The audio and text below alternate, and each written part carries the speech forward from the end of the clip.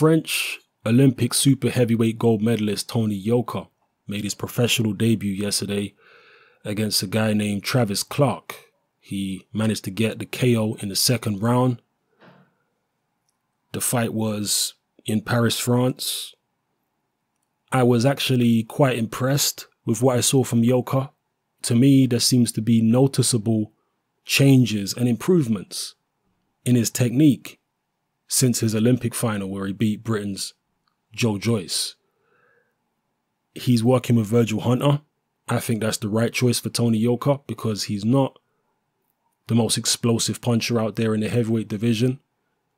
I've seen quite a few of his amateur fights. He's a guy who gets by on boxing ability and toughness. He beat, among others, people like Joseph Parker, for example, in the amateurs. So going with Virgil Hunter, a trainer who's going to make him focus on technique and boxing, is the right way to go. Yoka looked in very good condition.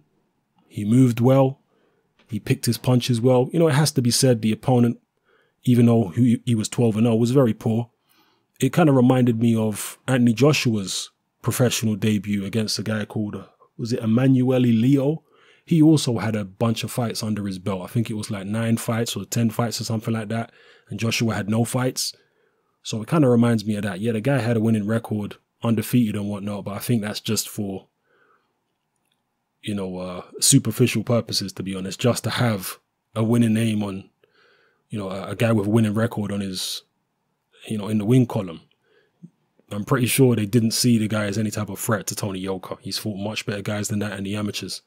So yeah, he managed to take the guy out in 2 rounds. The guy swung a few punches here and there for a little bit as long as he could. But as soon as Tony Yoka started catching him, particularly with the body shots, it didn't take long for the guy's resolve to be dissolved. He dissolved his resolve pretty quickly.